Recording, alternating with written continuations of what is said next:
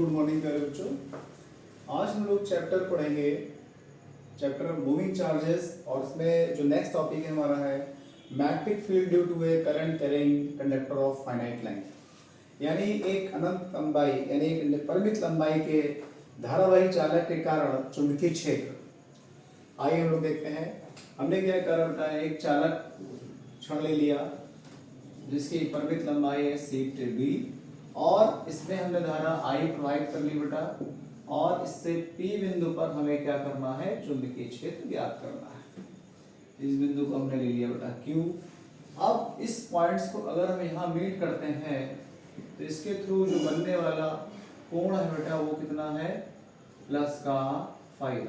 ठीक है। अगर इसके निचले सिरों को यहाँ से जोड़ मिलाते हैं P बिंदु से तो उसके थ्रू बनने वाला जो कोण है वो क्या है, माइनस का फाइव। क्योंकि नीचे को ले रहे बेटा। ठीक है। और हमें करना क्या है, इस पूरे चालक खंड के कारण P बिंदु पर चुंबकीय क्षेत्र ज्ञात करना है। तो अपने रूल के अकॉर्डिंग ज्ञात करें तो यहाँ पर चुंबकीय क्षेत्र कैसा आएगा, डाउनवर्ड डायरेक्शन में आएगा। अब पूरे चालक की वजह से चुंबकीय क्षेत्र ज्ञात करने के लिए हम सबसे पहले क्या करें, एक चालक खंड ले लें। हमने ले लिया बेटा FE। इतनी बात क्लियर बेटा। यहां से इस पॉइंट को अगर हम ज्वाइन करते हैं और इस पॉइंट को अगर ज्वाइन करते हैं तो इनके बीच जो बनने वाला कोण कितना है, डी फाई ले लिया, और ये जो कोण हमारे पास है कितना है, फाई। यहां से हम क्या करते हैं, जो झुकाव हमारे पास वो कितना है बेटा, थीटा ले लिया। यहां से हमने लंब डाल दिया तो हमारे पास इस बिंदु को हमने कहा जी। क्लियर बात बेटा, ये हमारे पास थीटा कोण है। इतनी बात क्लियर। हम लोग करें क्या, और इस चालक खंड की लंबाई हमने ले ली बेटा डी। इतने में कोई दिक्कत। आइए अकॉर्डिंग टू बायो-सावर्ट लॉ के अकॉर्डिंग हम लोग क्या करते हैं, इस चालक खंड EF के कारण P बिंदु पर चुंबकीय क्षेत्र ज्ञात करते हैं। तो हमने बेटा लिखा dV is equal to mu naught upon 4 pi I dl sin theta upon r square Biot Savart law के अकॉर्डिंग।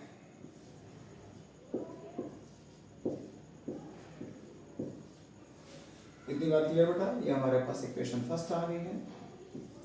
हम लोग चलते हैं इन ट्रायंगल EFG में।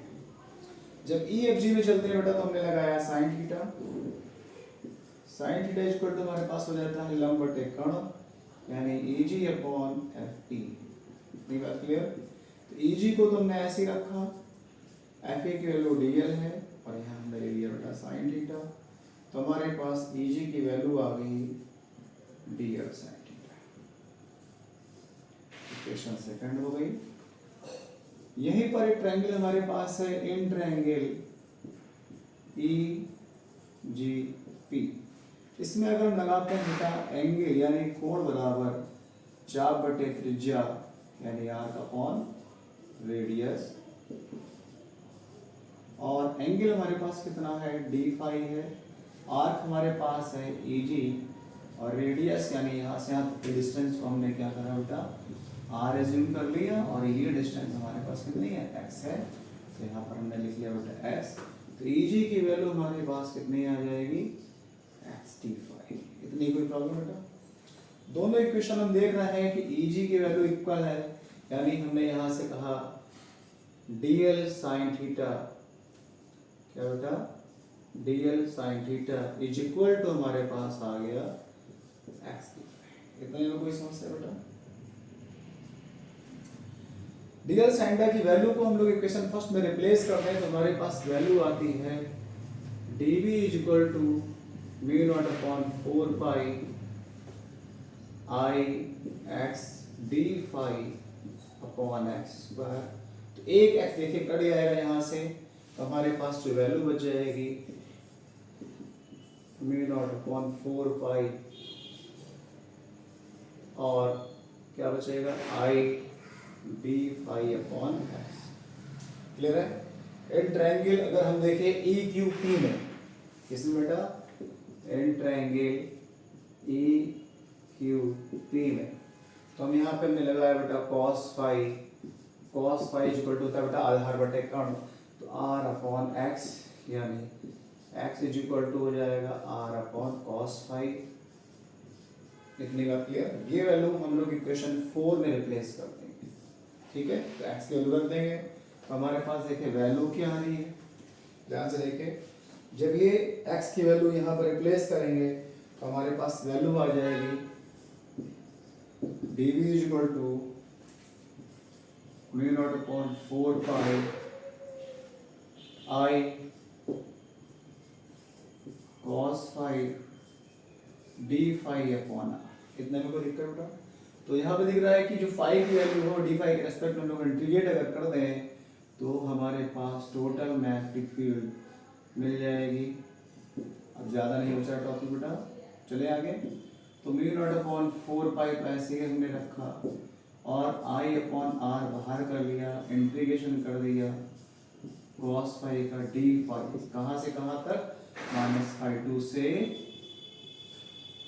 5 इतनी बात क्लियर बेटा। तो यहाँ तो वैल्यू हमारे पास डायरेक्टली हम कह दें डी आ जाएगा, mu naught I upon 4 pi R आ जाएगा और इसकी वैल्यू होती है बेटा साइन 5, तो लोअर लिमिट अपर लिमिट रखना पड़ेगा माइनस 5 टू एंड 5। ये बात बेटा। यहाँ से वैल्यू हमारे पास I mu naught I upon 4 pi R और ब्रैकेट में रख देंगे साइन 5 माइनस ब्रैकेट में साइन माइनस का 5 और ब्रैकेट क्लोज कर देंगे। हमारे पास मेन फॉर्मूला निकल के आ गया mu naught I upon 4 pi R bracket में साइन 5 प्लस साइन 5। इतनी बात क्लियर है। ये बहुत ही इंपॉर्टेंट फॉर्मूला है, ये हमारे पास मेन फॉर्मूला निकल के आया। इसके थ्रू हम लोग किसी भी कुंडली के कारण और लूप के कारण या स्टेट वार के कारण या चालक खंड के कारण चुंबकीय क्षेत्र फाइंड आउट कर सकते हैं। प्लीज इसको नोट कर लें, इसके आगे आपके केस करा देता हूँ। नोट कर लीजिए जल्दी से, नोट करें। कोई पॉइंट्स इसमें पूछना हो पूछ ले बेटा। मूव किया जाए आगे, आइए चलते हैं, आगे मूव करते हैं। इसके केसेस एनालाइज करना है तो इस पार्ट को हम लोग रिमूव कर लेते हैं, उधर आप लोग नोट कर लें, हटा दें बेटा। देख केसेस में क्या, बहुत आसान से 2 केसेस हैं। सिंपली हमने कहा पहला point case first, case first में अगर बात करें, इफ वार इज इनफाइनाइट वार की बात करेंगे तो बेटा फाई 1 की वैल्यू क्या हो जाएगी, 90 हो जाएगी और फाई 2 की वैल्यू भी क्या हो जाएगी, 90 हो जाएगी। उस कंडीशन पे हम लोग इस फॉर्मूले में रख दिया जाए फाई 1 और फाई 2 90, तो हमारे पास वैल्यू क्या आ जाएगी, म्यू नॉट, देखिए क्या आएगी, mu naught I upon 4 R. इतनी बात क्लियर है, ठीक है।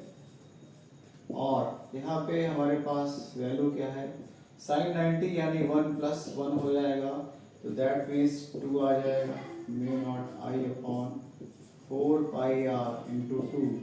तो 2 से 4 कैंसिल आउट कर दें, हमारे पास फॉर्मूला आ गया स्टेट वार की वजह से mu naught I upon 2 pi are.